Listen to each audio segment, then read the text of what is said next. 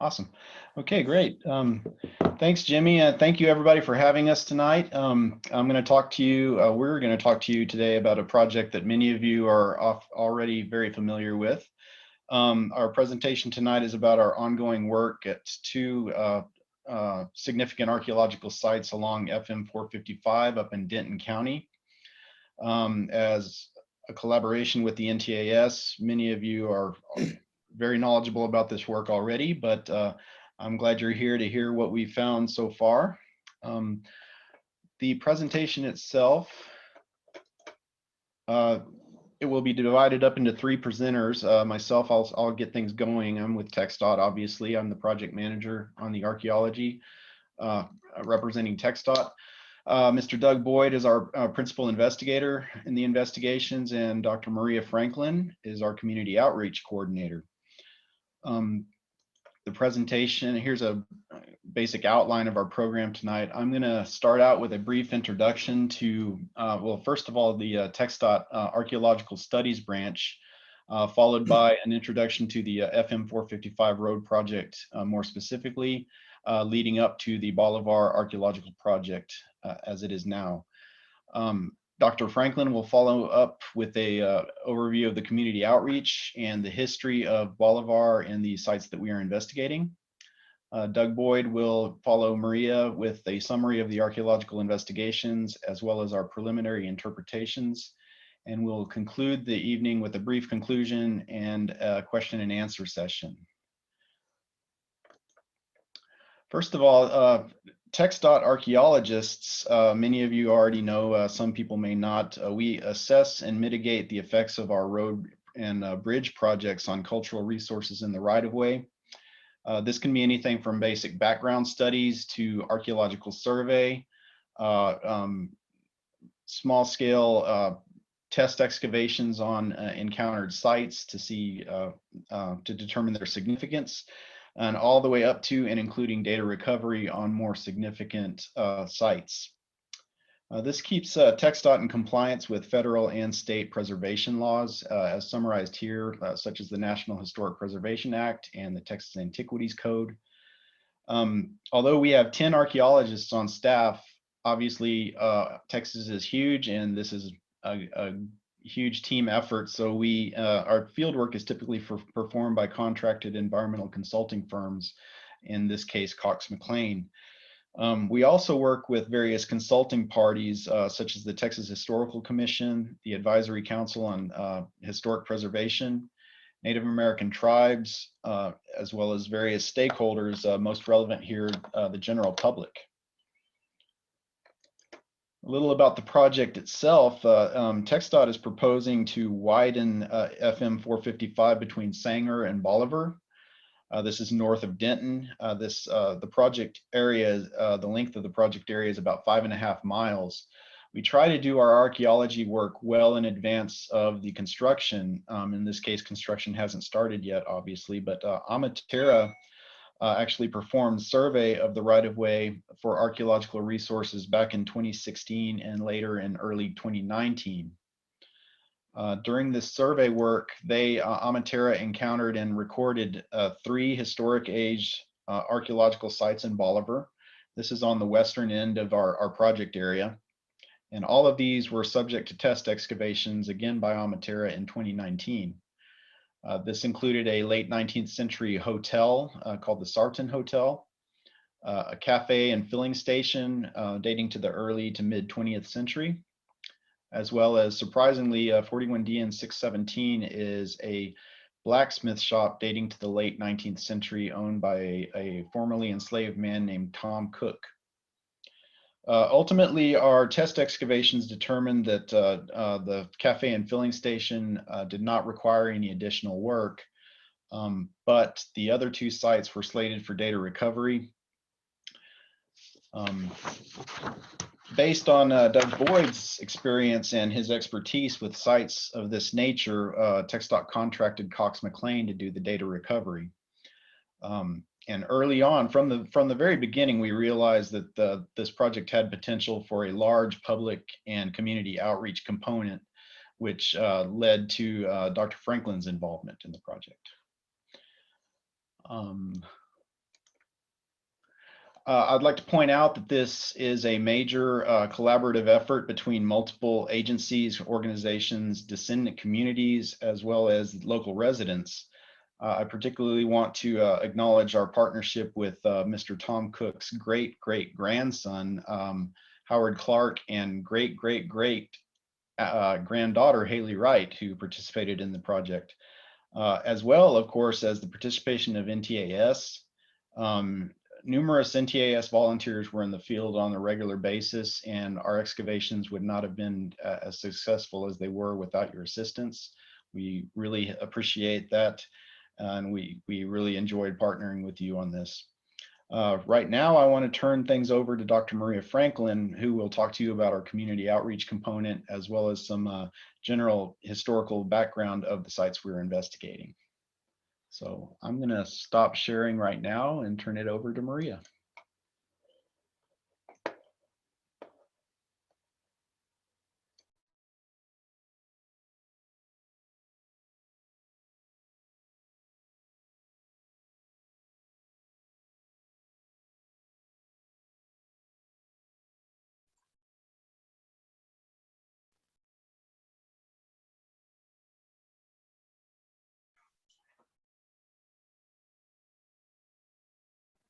Sorry about that, I was muted. Sitting there talking. I assume everybody can see my screen okay? Yes. All right, wonderful. Thank you very much for Kevin. So I was brought in, as Kevin mentioned, as the community outreach coordinator. This project was envisioned as a public archaeology project from the beginning, even before excavations started. Kevin showed some images of the Texas Antiquities Code and so forth, and our various heritage laws talk about how heritage and archaeology are in the quote unquote public interest, but what does that actually mean, right? It's very loosely defined.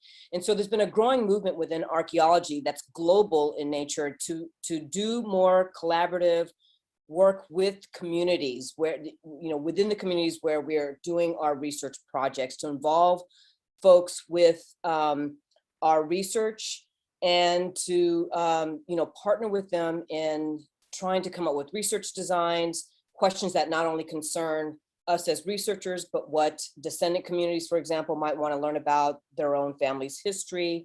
It's about sharing historical knowledge. It's about collaborating in the field work. And it's also about transparency, making sure that stakeholders and interested parties, including local communities and the general public, understand what's coming out of the site, what kinds of research findings we're recovering.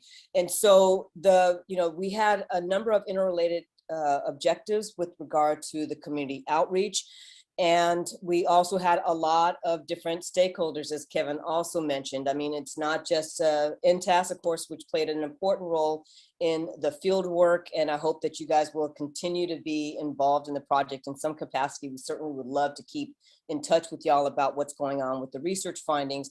But it was also the Denton County Office of History and Culture, the Denton County Genealogical Society, local Bolivar and Sanger residents, faculty and students with University of North Texas, and the local African-American community. And of course, importantly, we've been collaborating with 3 generations of Tom Cook and Lithia Cook's descendants. Howard Clark, of course, a number of you met out at the dig. So in terms of thinking about, how do you keep how do you support and encourage participation with such a diverse group of stakeholders? How do you increase the base of public interest in a project? These are the kinds of things that Doug and I, for example, and Haley Wright and Howard Clark had a lot of conversations about. So we used a multi-pronged strategy. Of course, fieldwork participation was important. NTAS members were instrumental in that, and we will forever be grateful for that. We did Doug and his team did a lot of site tours, impromptu and organized. We publicized the project through sharing research findings through a number of different venues. TxDOT has a website dedicated to Bolivar. Doug and I produced a series of newsletters that we circulated to stakeholders. And then presentations like this also help to spread the word and also to share our research findings. Other initiatives include, of course, collaborating with Cook descendants, and that's been important in terms of ensuring that descendants' voices are included in the decision-making process. What do they want to see come out of this research concerning their family? What do they envision as the project outcome? And so Howard Clark and Haley Wright were actually hired onto the project team as descendant community liaisons before the excavations even started, so that we were cognizant of the kinds of questions that they had about the research. It's also helped to strengthen ties between researchers and the local African-American community in Denton and in Sanger, because as longtime Dentonites, the Clark family has a lot of ties to the African-American community and churches in Denton as well.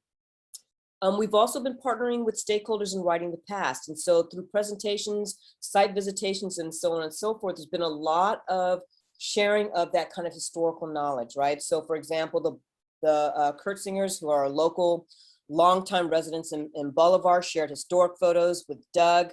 Betty Kimball, a direct descendant of the Cooks, has been sharing photos with us and memories of Tom and Lithia Cook's offspring.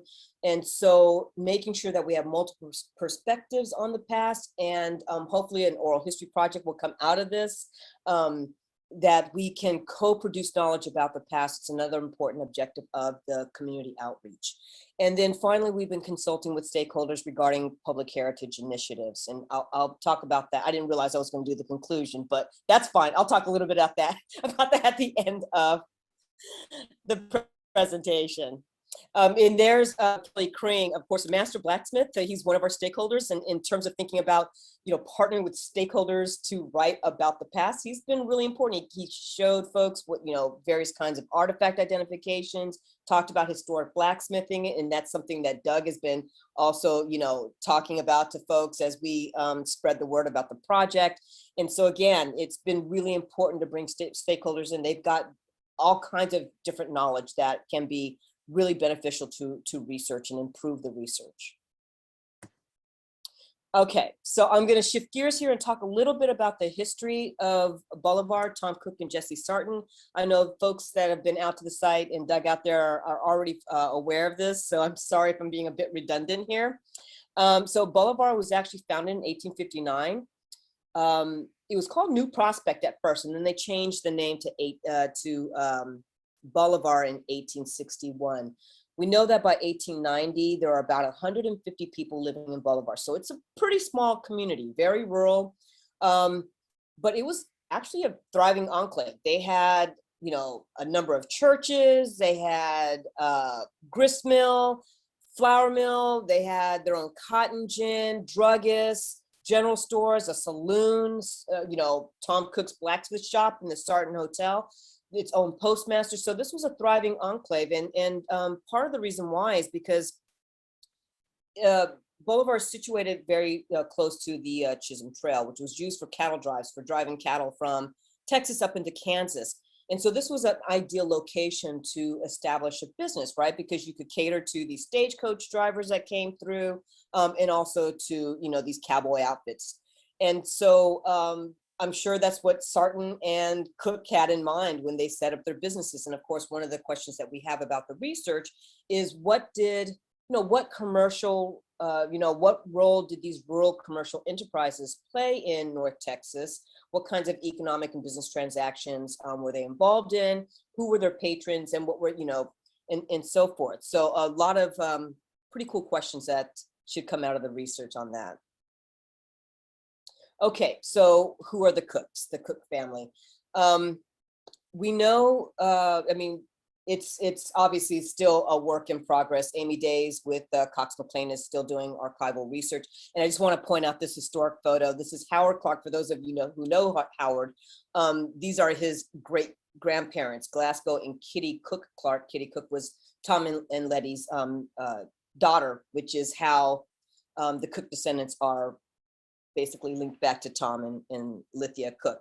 We know that Tom and Lithia were both born into slavery in South Carolina.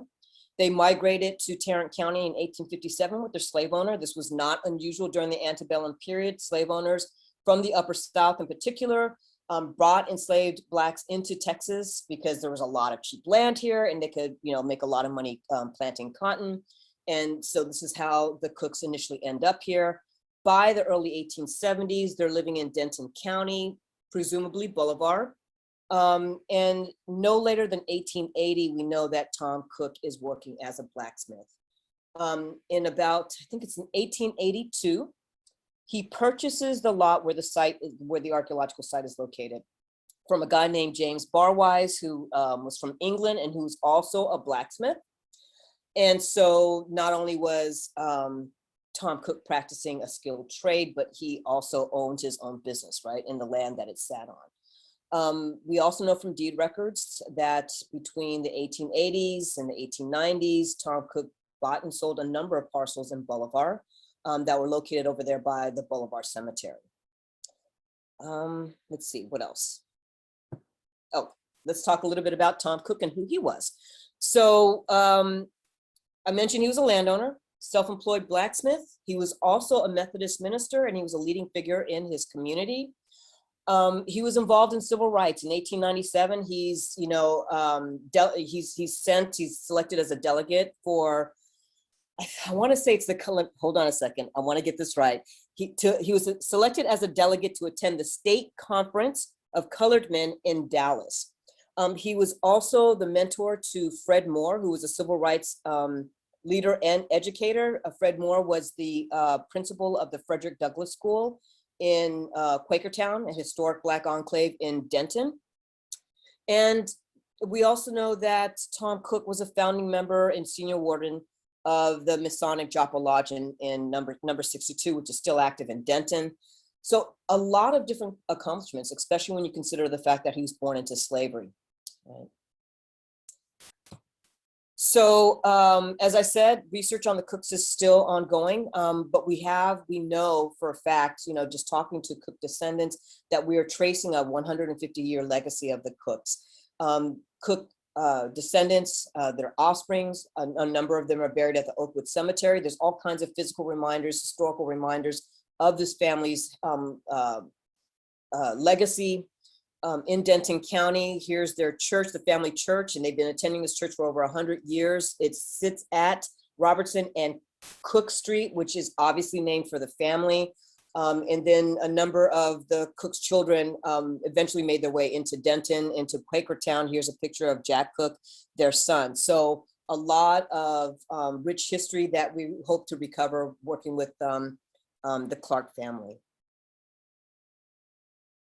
Okay, so Jesse Sarton. Who is Jesse Sarton?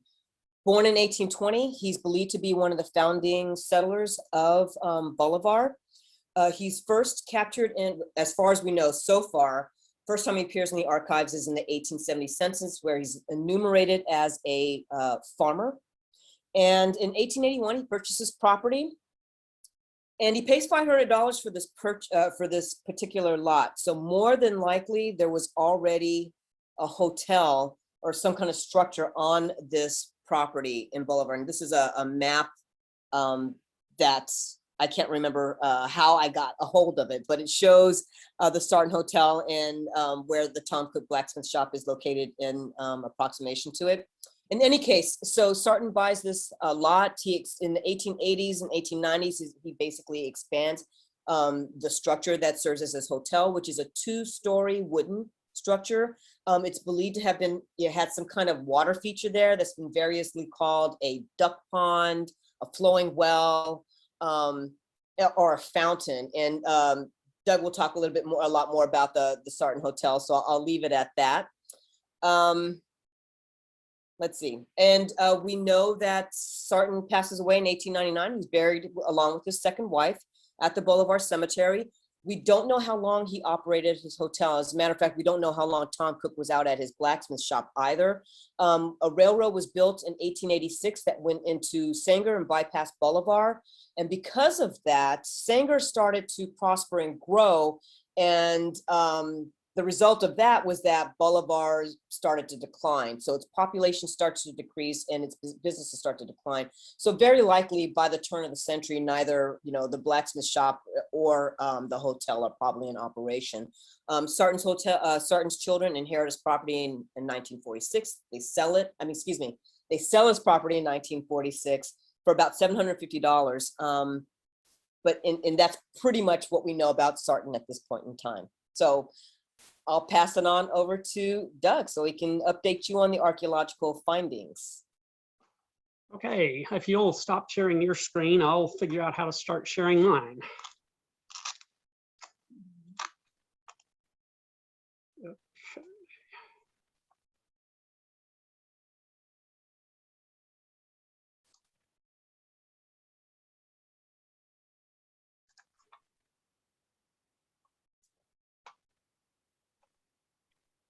Can everyone see the PowerPoint? Yes, we can.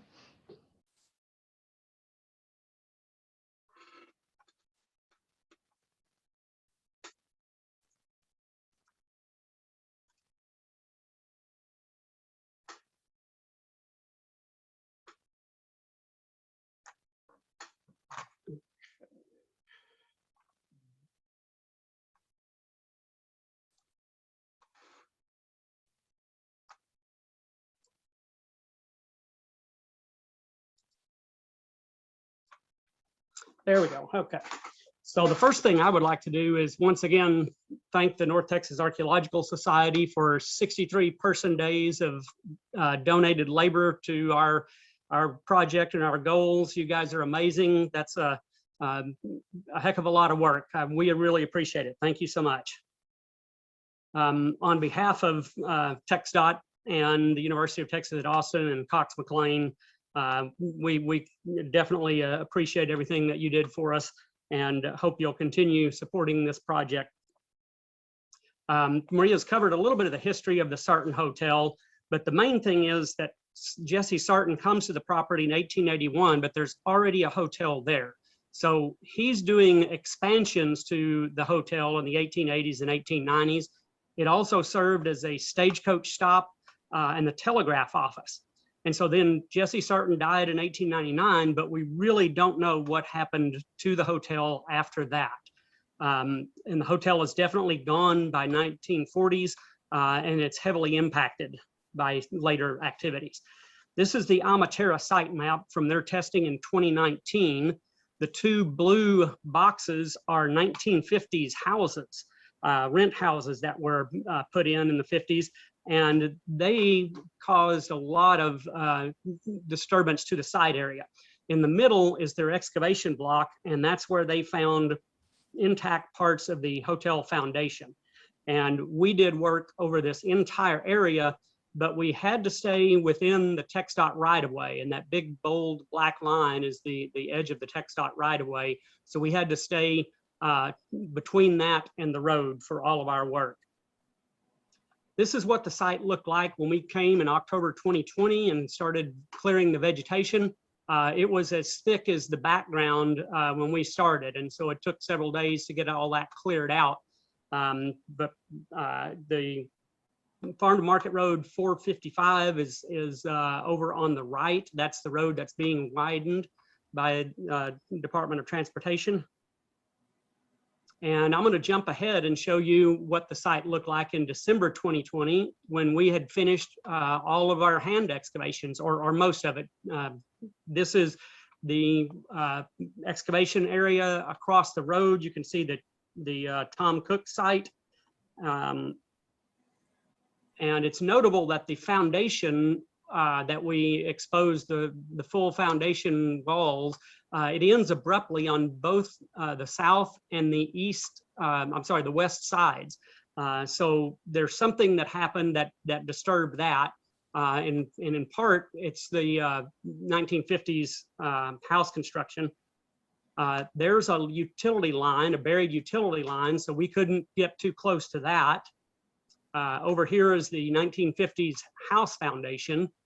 And then here is the edge of the right-of-way. So you can see that we were kind of confined to a little strip in this area, but we did, before it was all said and done, we excavated about 100% of the area from the mini mobile trailer to where this photograph was taken. We did a lot of hand excavation, and then we did a lot of machine stripping at the end. Okay. So the key archaeological features that we're going to look at and that are important are the foundation itself.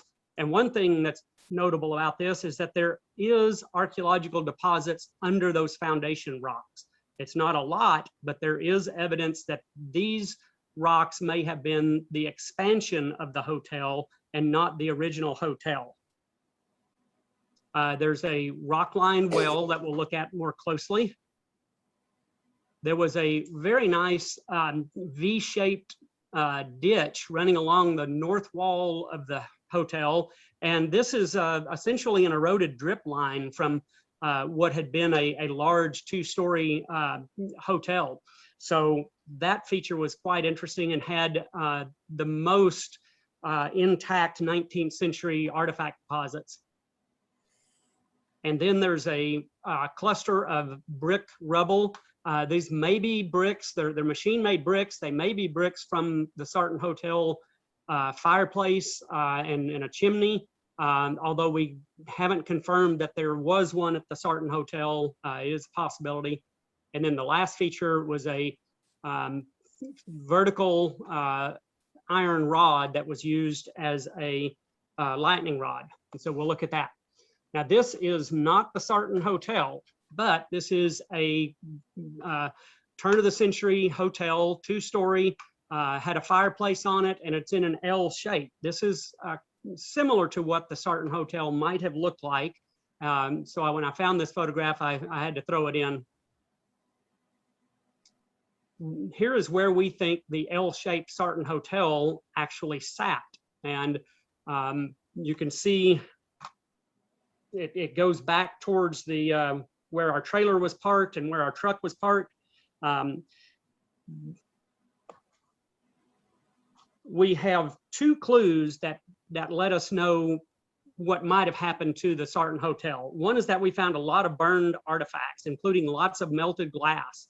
The second one is that there are almost no archaeological deposits over in this far area out here, and most of the artifacts are clustered back where the photograph was taken from.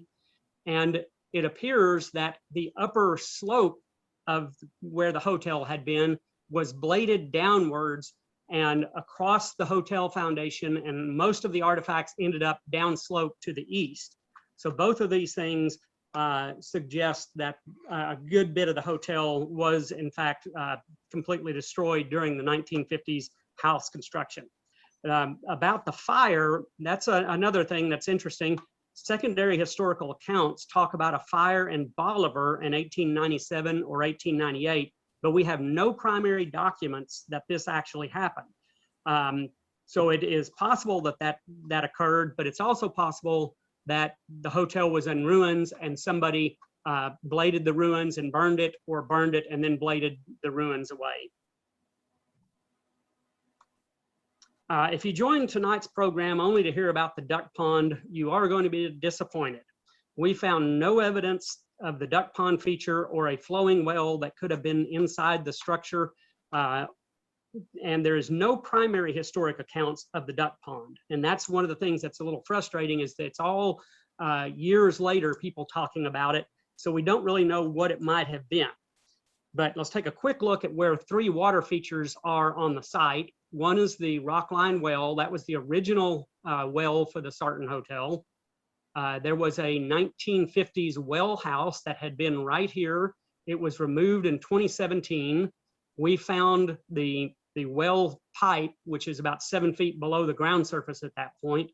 And we also found a lot of shallowly buried pipes that went from this well house to the 1950s houses. But intermediate in age between those two is this little feature. It is a concrete well shaft We dug a deep trench beside it. It goes down at least 12 feet and kept on going.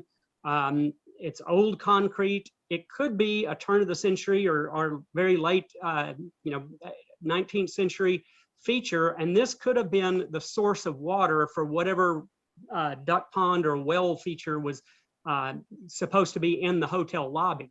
And since a bunch of the hotel came out this direction, but is now the surface evidence is gone, it's possible that this is a remnant that had something to do with the duck pond, but we don't know for sure. This is the lightning rod, and we found it about 10 inches off of the cornerstone of the hotel foundation. It is a vertical rod, 5 feet long, and it is interesting because it tells us a couple things. One, it proves which was the outside and which was the inside. This would have been on the exterior of the wall. And it also shows that someone was concerned enough to spend a fair amount of money on a lightning suppression system to protect the hotel, to protect their investment. This is the rock-lined, hand-dug well, and this is the original well for the site. We only excavated it about 3 feet deep. We didn't dig any deeper because this is located close to the edge of the right-of-way, and it's not in an area that is going to be directly impacted by the road project. So we are working with TxDOT to see if we can preserve this in place and perhaps turn it into a roadside historical stop with interpretive signs about the Sarton Hotel. Right beside the well, we found a pulley wheel section and a section of chain that had a bucket still attached to it, a bucket handle anyway. And I found this little similar pulley wheel on eBay, and there's a picture of how the well might have looked back when it was being used. So that's a little bit of additional information to go along with that water feature. Nearby, we found a lot of cast iron pieces off of a stove. We've got quite a bit of it, but certainly not the whole thing. But this is a section that could be reconstructed, and it has the manufacturer's name stamped into it. The Phillips and Buttorf Company made stoves in Nashville, Tennessee from the 1881 up into the 1930s. We found quite a few architectural artifacts, including a door latch, a door hinge, and porcelain doorknobs.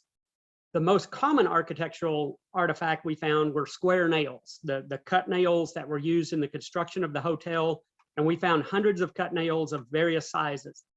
The cut nails outnumber wire nails at the site, I'm guessing, but about 30 to 1.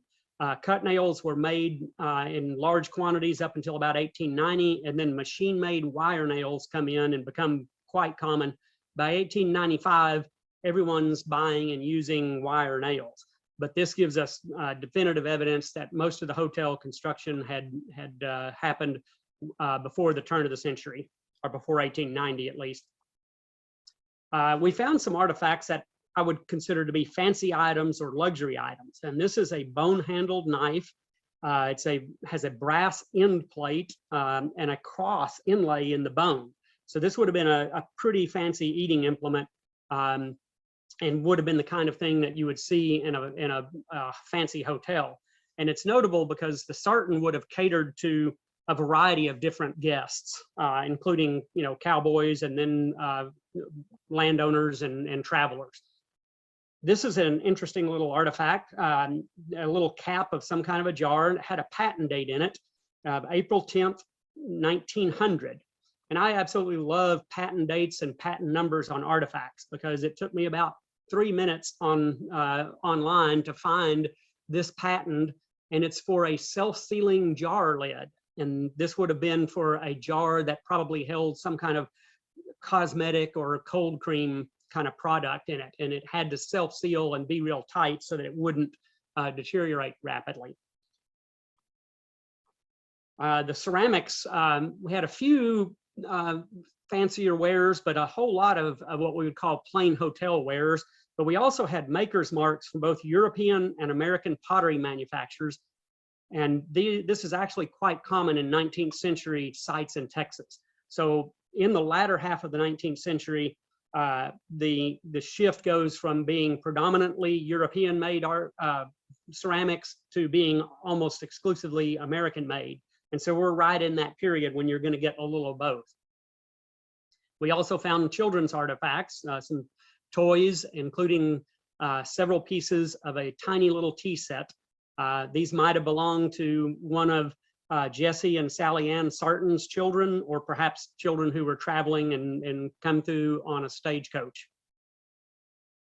This is an ink bottle, and I would consider this to be a pretty classic hotel artifact, because you got to sign in your name to the guest register when you get there. So they would have had ink pens for that, and this would have been the jar holding the ink, and it's marked with the name Carter's. And here's a very similar jar. This one's manufactured in the early 1900s, and the ink pen, the fountain pen, the classic fountain pen, was patented in 1867, and Carter's Company was founded in 1858. This is a small stoneware jug that we found at the Sarton Hotel, but it had marks on it that linked it to a local Bolivar family. And David and Elise Kurtzinger live about 1/2 mile to the east of the Sarton Hotel site. And their son, Justin, is a historical architect, and he provided us with information about the Kurtzinger brothers who operated businesses in Bolivar in the 19th century.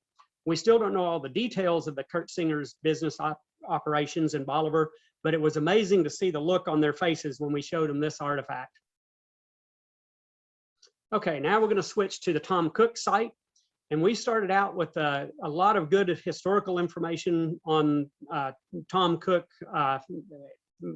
and the family that came from Kim Cupid at the Denton County Office of History and Culture. And then Amy Dace at Cox McLean continued research, but we've really only scratched the surface. We've got a long way to go with this research. We do know that Tom Cook's original lot was 54 feet by about 100 feet, so fairly small. And we know that only a handful of blacksmith shops have ever been investigated archaeologically in Texas, and Tom Cook's is the very first one that is associated with an African-American craftsman. Oh, too far. This is the site map from the initial testing by Amatera in 2019. They dug 2 backhoe trenches and 30 test units all in one block area. When TxDOT decided that more work needed to be done, they came to Cox McLean, and we started planning our work at this site, but none of us could have predicted how unusual the features would be at this site and how much we would find. And it turned out better beyond our wildest expectations. So here's what the site looked like, grass covered in 2019 when they first found it. After they did their excavations, they backfilled. And so this is pretty much what it looked like when we came there in 2020. And here is Chet Walker setting up to start the magnetometer and ground. Here he's using the ground penetrating radar. We did both at both sites. And pay attention to that historical marker. You'll see that marker in a lot of photographs that come up in a minute, and that kind of gives you orientation relative to where we were between the road and the historic marker. This is the GPR map, and all of the red areas are anomalies, but all of them we believe are associated with disturbances, except for the big red blob up in the northwest corner. That turned out to be a substantial feature, what we call the dugout feature, and we'll see that in a little more detail. This is the layout of what we believe we found in our excavations. And what we have here is the dugout structure in the northwest corner. Right behind that, and very shallowly buried, is the location of the blacksmith shop itself, also called a smithy. Behind that, we have an area where we believe Tom Cook was doing farrier activities, shoeing his horses, and probably had a corral. The artifact density out here was very, very low, but what we did find seemed to be related to ferrying activities. This is the area where most of the Amatera excavations were, and in this area and south, we found evidence of what looked like disposal of blacksmithing materials and scrap iron and that sort of thing, and maybe storage of some materials. This is what a one-man blacksmith shop would have looked like. Now, this is a more recent one with a modern forge, but let's walk through the places in here. And so the blacksmith stands in a central area where he can go between the forge, which is where the iron, down below this forge is a blower that blows the air up through to heat, to get that fire really hot and get that coal burning. And so he heats his iron here. He can take a step over and be at the anvil and start pounding on it here. This is a vise that he can clamp things in and join things together with. And then this is a quenching tub. As soon as he's gotten it to where he wants that part of it, he puts it in the water and it quenches it and cools it off quickly. Somewhere else in the shop would have been a workbench and a fuel storage area. This may be coal piled down below the forge, small piles of coal that he would use to feed that, but he would have had large piles of coal somewhere in the shop. He would have had tool storage areas, and he also has a lot of tools laying nearby, handy on the ground. And here's some extra horseshoes and chain and things like that. And then outside, he would have had some areas where he stored some stock iron, some salvage iron storage areas, some waste disposal areas.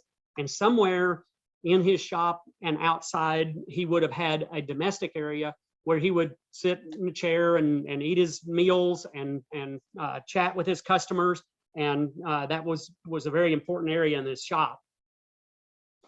So coal is the main fuel. And when you heat coal, the first thing that happens is it starts giving off impurities and it turns into coke. And coke is what the blacksmith is after, because coke burns twice as hot as coal. And that's how they get the really hot fires to heat up iron.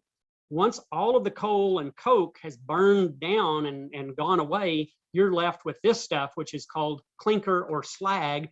And it's basically the waste byproducts, the impurities in the coal. A lot of silicate materials in there, and it looks like glass slag sometimes. The other kind of artifact that is generated by blacksmithing is called hammer scale. And here we're talking about tiny pieces, can be a 1/4 inch in size all the way down to microscopic pieces. And every time a blacksmith uses a hammer to hit hot iron on his anvil, little sparks can fly off. And each of those sparks is a piece of metal. And so that is what hammer scale is. When we started work at the site, everyone on the archaeology team had a little set of these magnets, these powerful little magnets. And they were used to test the soil to pull out the hammer scale to see where the concentrations were. And here is a little video, and I'm going to start a little video clip, and this shows you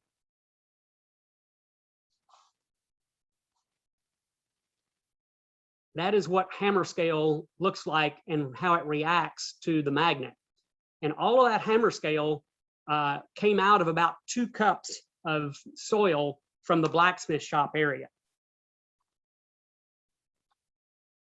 So I don't pretend to be an expert on hammer scale, but there are people who analyze this stuff for a living, and there's apparently a whole lot that you can learn by looking at hammer scale.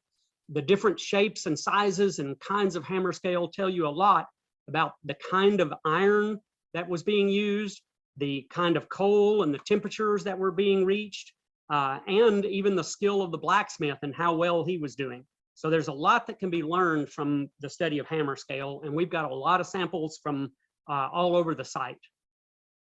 The other evidence we found for the blacksmith shop is stratigraphic. And in this photograph, we're looking north. That's FM 455 in the background. And what you're looking at is the sediment is different on the left side of the profile than it is on the right side. On the left side, what we see is mottled soil with tan clay, a lot of tan clay, white caliche fragments mixed in with the soil. There's also large chunks of coal, charcoal, coal, and clinker mixed in with all of this. Every time we tested this soil for hammer scale, we found lots of hammer scale in all of this model soil. In contrast, over here, we had very few artifacts. There's no modeling. There's almost no coal and clinker. And when we tested the soil, there's no hammer scale. So what we have is the edge of the blacksmith shop in the structure, even though we can't see the structure itself, which was probably just a wooden structure. In this photo, we're looking west. There's the backside of the historic marker. The shallow excavation in the foreground is the blacksmith shop area. The rock cluster behind is what we called feature 3. And it started out as a rock pile, and we thought it might be rocks from a forge box that would have been used in the blacksmith shop, and it just got toppled over. And we thought we might even have the foundation of the forge box. But as we kept digging, it kept getting bigger and bigger and deeper, and we had to discard the idea that it was a forge box. And as we dug down, we started to see lines of rocks forming these stacked rock walls. And so we knew we had something different. Towards later on in the excavations, this is kind of what it looked like. And we had defined very well the south wall of the structure and the east wall of the structure. And all of this mass inside is rock rubble that had been pushed into the open pit in this dugout structure. What we figured out is that all of this rock, or most of it, came from the rock walls that had been on the west side and the north side of the structure, because they were gone when we continued our excavations. There is the blacksmith shop area relative to the dugout structure. And these are very different in the kinds of artifacts that we found in these two areas. So the rock structure, this photo is looking east, and the red line is the approximate outline of where we believe the exterior walls. We know 3 of the walls. We don't know the 4th wall with absolute certainty, but we're pretty close, and it's about a 16 by 16 foot square. Inside, as we dug through the rock pile, we found a lot of blacksmithing artifacts mixed in with the rocks. So they had been out around, and as some of the rock walls were pushed into this, blacksmithing artifacts were present and hammer scale in the sediment mixed in with the rocks. And we believe that this destruction episode happened about the time, about in the 1940s and 50s, when a lot of this road work was done here. Now, when I talk about a forge box, this is the kind of forge box that might have been in a blacksmith shop, and Tom Cook probably had one that looked a lot like this. This would have been about waist high, and it would have been where he had his coal fires to heat his iron. And one of the reasons that I think this forge box is important to keep in mind is because a fair number of the rocks that we found in the rock rubble pile inside the dugout had evidence of burning on them. We also found a number of red handmade bricks that might have lined the bottom of this forge box. So we have some tentative evidence that Tom Cook might have had a forge box that got destroyed at the same time the dugout walls got pushed in. Architecturally, this is somewhat of an odd structure, and I'm going to show you some of the posts that we found and didn't find. The blue columns represent posts where we found the post hole, and it was unmistakable. It was in line with the walls, and there were gaps in the rock where these posts sat. These were major posts used to support the roof. The 2 yellow columns are posts that we hypothesize that should have been there, but both of them were in locations that were completely disturbed. In fact, that one sign pole for the Farm to Market Road 2450 was put in right at the exact location of one of the posts. Inside the dugout, we had some interesting things going on. The rock walls rested on clay benches that are about 30 centimeters above the lowest floor level.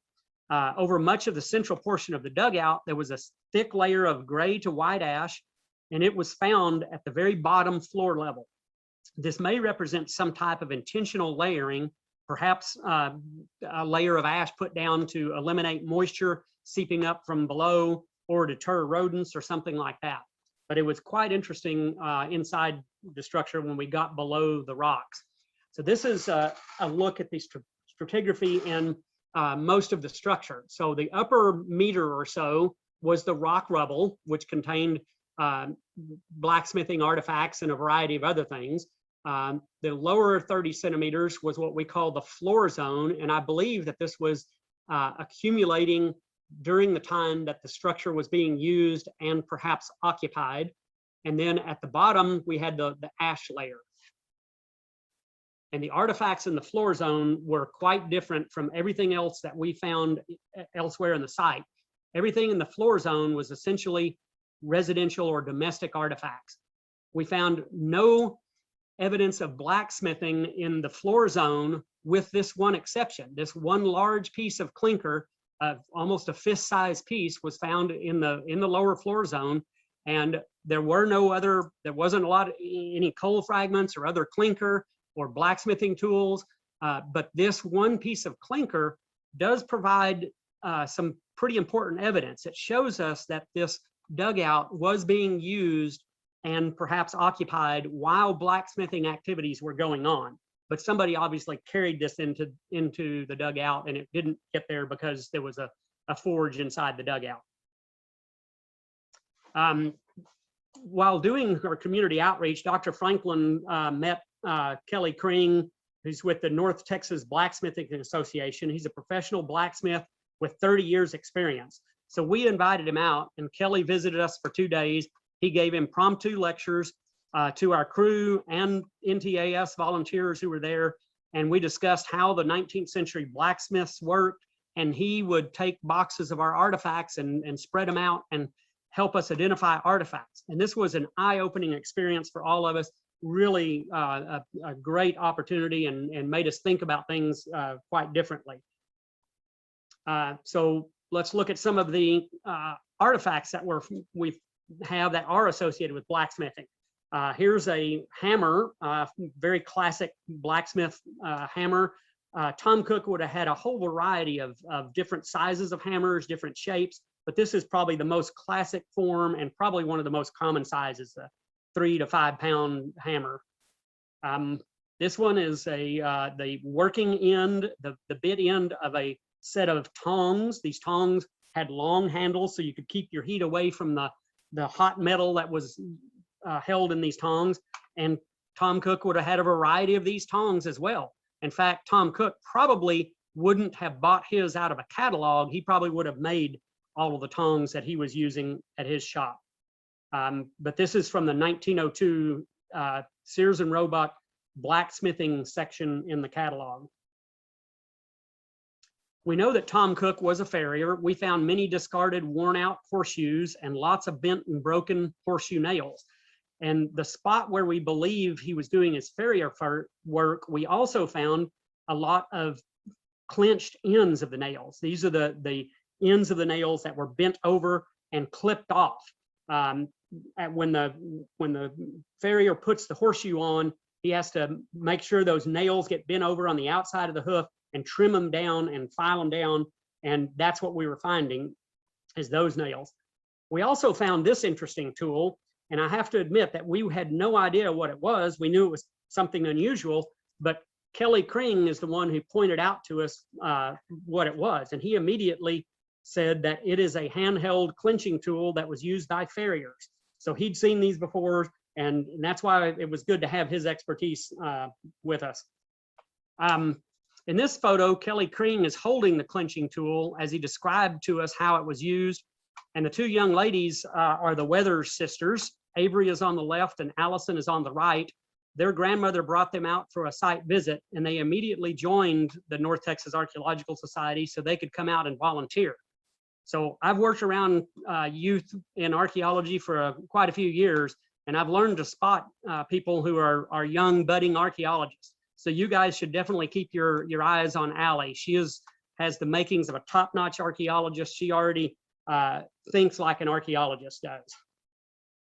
So when you think about a blacksmith along the Chisholm Trail, think wagons and harnesses. If you squint really hard in this photograph, you can see hundreds and hundreds of metal objects that are associated with the harnesses, the bridles, the wagon parts.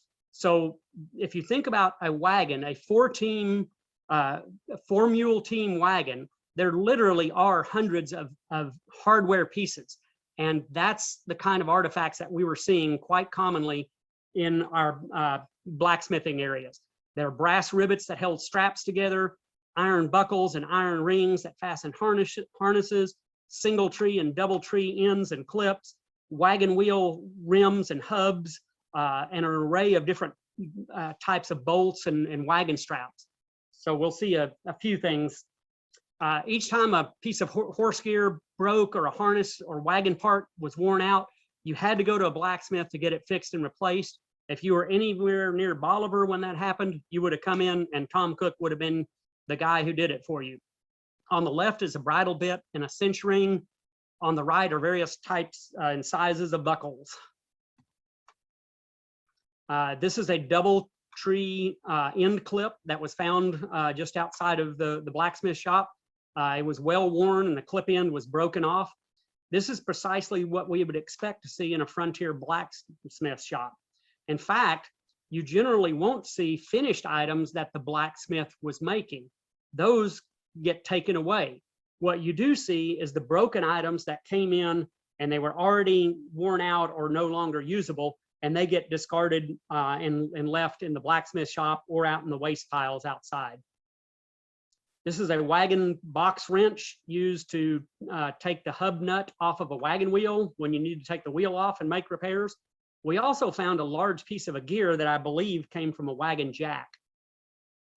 Here's a monkey wrench. This would be another important tool for any blacksmith who is repairing wagons and agricultural equipment. We found several of these, what are triangular blades that were off of a specific kind of agricultural equipment called a reaper or a mower. That's an ad from a 1902 Sears catalog that shows that you could buy them commercially made, but you could also have your blacksmith make them. And this is the classic McCormick reaper. These things have been in use since the 1830s. The blades run back and forth on a bar, and they act like a hair comb trimmer, and they just trim the hay at ground level as the reaper goes through. Here are some of the domestic artifacts that we found at the Tom Cook site. This is a bead that we found quite a few of these beads. It's some kind of a ceramic, but I'm not sure exactly what. These are porcelain buttons, probably off of a woman's dress. These are classic little crosser buttons that would have been off of various kind of work shirts. This is a Goodyear button. The Goodyear buttons were made by the Novelty Rubber Company from 1853 to 1886. And this is a slate pencil that would have been used by kids on their school blackboards. And this is a very interesting artifact. It's a brass end cap off of a harmonica, and it is stamped patent mouth harmonica G. Bruckbauer. And Bruckbauer was from Austria, and he was issued a foreign patent by Great Britain to manufacture and sell mouth harmonicas. And this probably extended to sales in the United States of his Austrian-made harmonicas. We found kids' toys at the blacksmith shop too, in both in and around the shop and in the dugout area. And these are just two of the different ones that we found. Found quite a bit of ceramics and quite a variety of the ceramics in the both in the dugout. The two on the right came from the dugout, the highly decorated ones. The red and blue floral pattern spongeware, that came from the shop area. So that may have been what Tom Cook was using. We had both bowl and plate sherds of it, and he may have been using it when he had his meals at his shop. And here's a couple very personal items that I consider to be quite personal that we found. One is a gold-plated finger ring. It's small and might have belonged to Lethea Cook. And the other one is a pocket knife that might have been one of Tom Cook's knives. The one on the top is one that was my father's, and that's a very personal item to me. So I can see that Tom Cook might have been very disappointed when he lost this this item. So with that, Maria, if you're on, why don't you join in and we'll just wrap this up. I have one other slide after this one, but the end point of this discussion is who was Tom Cook? And this is really a grocery list of facts about Tom Cook. But we want to go way beyond. We want to find out more facts, certainly, but we want to go beyond the facts and learn more about who he was as a person and a man. What was he like, and what was his family like, and what was their life like in Bolivar? He obviously did some amazing things, and so he was an amazing guy. Maria, are you there? I am here. So Okay. I guess this is the conclusion. I'll give it a few sentences. So we've been, garnering feedback from our various stakeholders. Certainly would love to follow up with you all and see if you've got any feedback or suggestions. But as for now, the things that are being proposed and that have a lot of support are interpretive signage out at the sites, state historical markers, trying to write proposals for those. A museum exhibit on the Tom Cook site that would be installed at the Quakertown House Museum in Denton, and an oral history project, which I mentioned previously. So those are the things that we have a lot of support for. You all, a number of your members have been out at the site and put in plenty of hours and have a really good idea for what's out there. So I'll certainly, if you would love to share my email with you if you have thoughts, I'd love to hear from you. Thank you very much for your attention today. And I want to make one last personal comment about this photograph and Howard Clark. I got to know Howard quite well. When you work together for 4 months and freeze your butts off doing archaeology in the winter, you get to be good friends. And I really appreciated getting to know Howard and his family.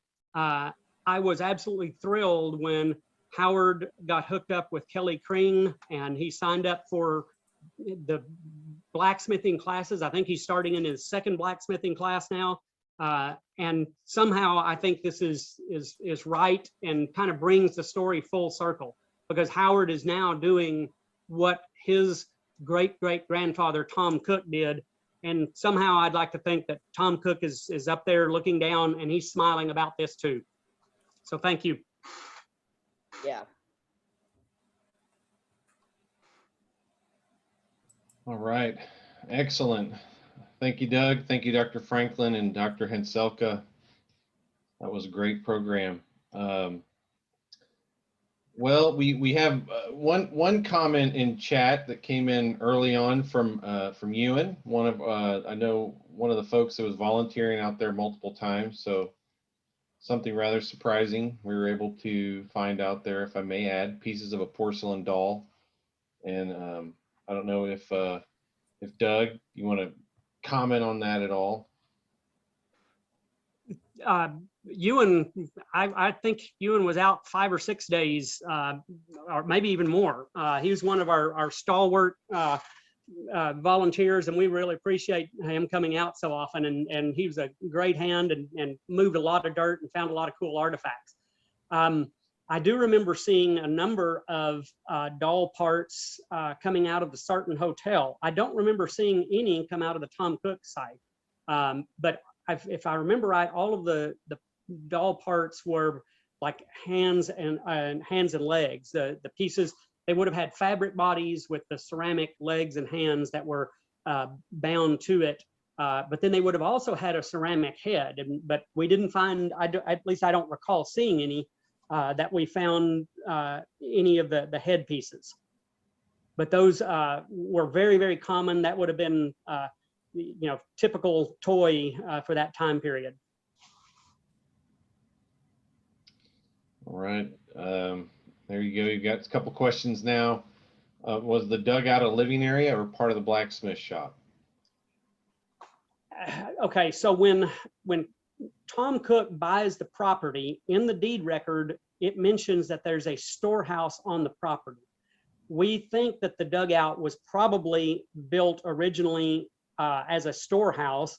If you want to store, especially if you want to store food products, you dig a dugout, and it's much cooler than an above ground house is. So if you've ever lived for any time in a dugout or a basement, you know that it's much cooler. So my thought is the dugout was built as a storehouse, but that when Tom Cook first got there or first buys the property, he probably modified it and lived in it for a while. Maria, what are your thoughts on that? Up, you're muted. Sorry, I was sitting there trying to respond to Tim Sullivan's question about the Sarton Hotel, so I just missed your question. I was about to type him a response. I'm in the chat. What was the question, Doug? So we think that the dugout was probably built as a storehouse, but that when Tom Cook buys the property, chances are he would have modified that and lived in it with his family for a year or two till he got set up enough to get a bigger house somewhere. And so that's one of the research things we have to follow up on. Yeah, that's very possible because the earliest deed record I've seen was from 1881. And then they're buying and selling land. And then there's a parcel that's by the Bolivar Cemetery that they eventually sell. It's the last piece of land that the family holds on to in 1907. By then, Tom Cook has passed away. So it is it's very possible that they could have been living at the smithy prior to moving somewhere else to, because some of their kids are actually farming as well. And I mean, they could have been employed as as farmhands on area farms, but it could be that they're also working their own land. So, yeah. But we checked the soil everywhere when we were digging, and we just simply do not have any hammer scale to speak of inside the floor zone of the dugout. Yeah. It consistently was not there. In contrast, the shallow excavation where we believe the blacksmith shop was, every single sample was loaded with hammer scale. And Dr. Franklin, I heard you talking about Tim Sullivan's question.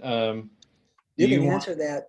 You can answer that, without typing in if you want to, just verbally.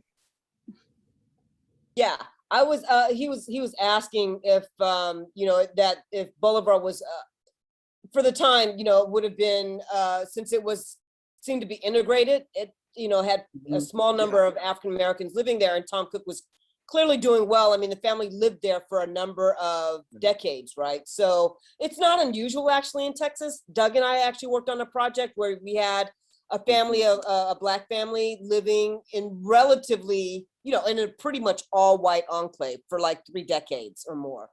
So, but I don't think, I mean, they would have been going to different churches and different schools. So I doubt that the Sarton Hotel would have had Black patrons. Okay. I very seriously doubt that. And as a matter of fact, we know that when we say that he's a leading figure in the community, we do mean the Black and white community, because he's listed in the roles, like the Bolivar roles, as like, here are the dependable quote unquote Negroes that you could count on in times of crises, which they're distinguishing, and this is like early history, early 20th century history that's coming out of Bolivar. So 19th century for sure. I don't think they would have been that open. Okay. All right. Thanks, Dr. Franklin. Dr. Franklin, if y'all haven't seen in the chat, she provided her email for folks to keep updated on artifacts and historical research as it's developing. Great question here from Molly. Do y'all have any suggestions for initiating outreach effort when the client is reluctant? In other words, ways to sell outreach for your project? Good question. Very good question. And the biggest selling point is looking at how successful projects are when they do a lot of outreach compared to other projects that don't. The whole level of the project gets ratcheted up 10 notches. You get lots and lots of people interested in it. It's public support for archaeology and history, and you get everybody behind it. And people don't then have the perception that, oh, it's just those archaeologists digging up stuff for themselves and writing about it for themselves.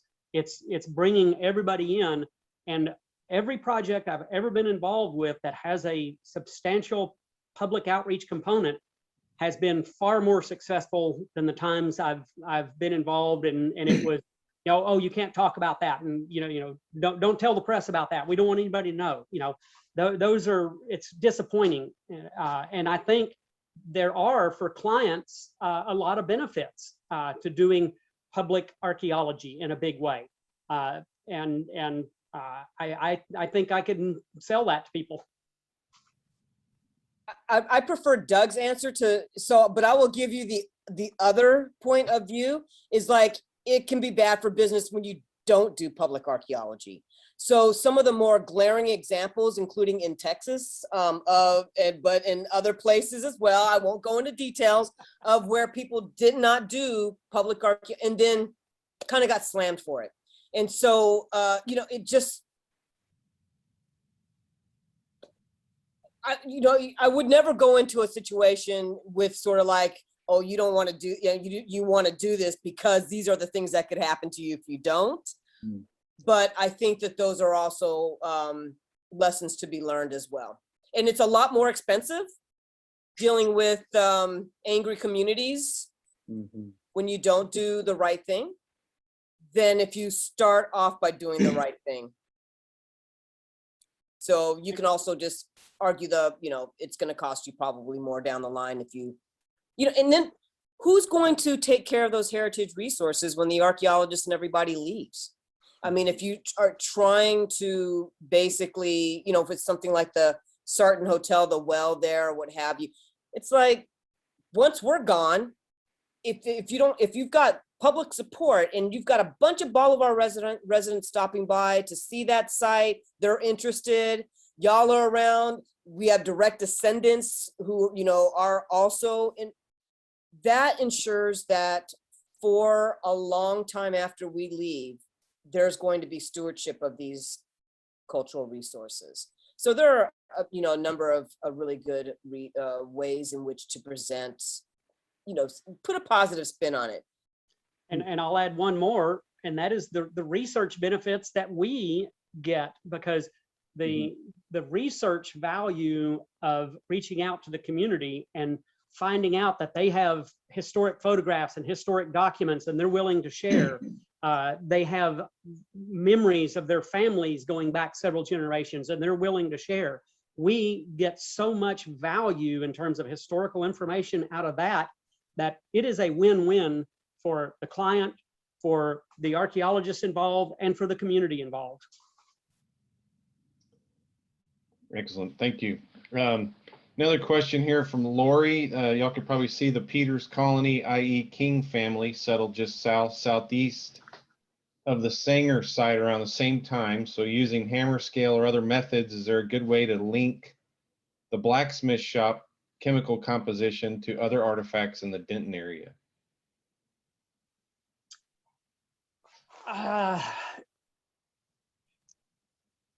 gonna say that the chemical composition of hammer scale would probably have to be studied at a regional or even larger than regional area, because by the time these guys were doing their blacksmithing in the 19th century, they were probably buying most of their stock coming in from wagons before the railroads got there, but it's coming from certain places. And so everybody in one region is likely to be using more or less the same kind of stock, although you could have somebody going to the north to get it and somebody going south to San Antonio to get it, that sort of thing. But I think where I've seen the chemical composition of hammer scale being very, very useful is in the earliest blacksmithing when they're not using, when they're kind of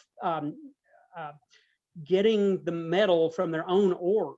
They're, it's not commercially made metal that they're buying.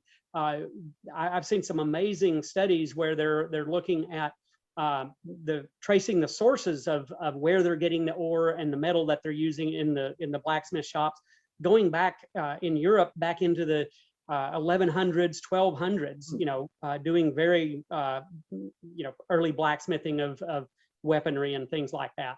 I think there's a lot of research potential for using hammer scale in so many different ways, and I don't think we've really tapped into it in the United States very, very much. Thanks, Doug. I certainly learned about hammer scale coming out there and working with you guys. That was really awesome. Well, true story. I didn't know about it when we first started talking with TxDOT. I had heard a little bit about it, but I had to go and do a heck of a lot of reading and research to figure out how are we gonna see if it's in the soil and how are we gonna sample it. So yeah, there's a learning curve for all of us. I don't see any more questions in the chat. Do we have any from the floor? Actually, Jimmy, really quick, let me see if I can share my screen real quick. Somebody brought this up earlier, and I just happen to have a picture. Oh, okay. Yeah, that was one of my final visits out there. I think it was when I met you, Maria, but yeah. This was a frozen Charlotte? That's what it looks like. Yeah. Very nice. Well, Right. right now, I mean, and this is just a snapshot of what we know after having left the field. We are still washing and cataloging and identifying stuff, and will be for quite a few more months. So we will know a lot more on down the road, and we can certainly come back and update everyone, and be a lot more interesting things, I think, come out of this project. Yeah, that'd be great. I have one question. I was curious about long-term availability of the information of this project. I know y'all mentioned that TxDOT has a website dedicated to it. Are y'all planning to create a Texas Beyond History page or something like that for this project? Well, that's one thing that Doug and Maria and I have to discuss. We have to move on to the next steps, and part of that is to find out what we're going to do, especially as far as public outreach goes. But a Texas Beyond History type page, or I believe we're planning a virtual site tour, among other things. But we're gonna nail down what we want to do and what we can do, and make it available to the public. But there's all kinds of things that we have in mind. But yes, we plan to keep updating the web page that's out at TxDOT as well. Doug, anything to add to that? But well, one of the things that the descendant community was interested in was giving stuff back to the kids, to help teach the kids about this kind of history. And school lesson plans, developing school lesson plans that are linked to TEKS education requirements is one of the most cost-effective things that you can do. It can be done for relatively inexpensive, and you reach a lot of people. And for instance, on the project that Maria and I worked on with Ransom Williams, African-American farmer in Travis County, we got curriculum specialists who did that, and there are 7th grade and 4th grade curriculum on that archaeology project and the sites and what we learned, and they are being used. I had a teacher from a school in Garland who had implemented the Ransom Williams curriculum for the entire 7th grade in her school. They were using it for a whole week, and these kids knew it. They knew a lot of Ransom Williams history, and it was amazing. And I would not have known any of that, except she picked up the phone and called me and asked me to come and talk to the kids. I have a question. This is very near the southern route of the Butterfield stage line, and you mentioned that this was a stage stop or on the line if it wasn't a stop. The Butterfield was one of two routes from St. Louis to the West Coast. Is this that line? I am going to say I don't think it was the Butterfield line. I think that was further north, but I am not sure. And that is, again, there's actually mentioned two stage lines. One supposedly ran north-south and came through Bolivar, which probably would have followed fairly closely the Chisholm Trail. And then the other one went east-west and came through Bolivar.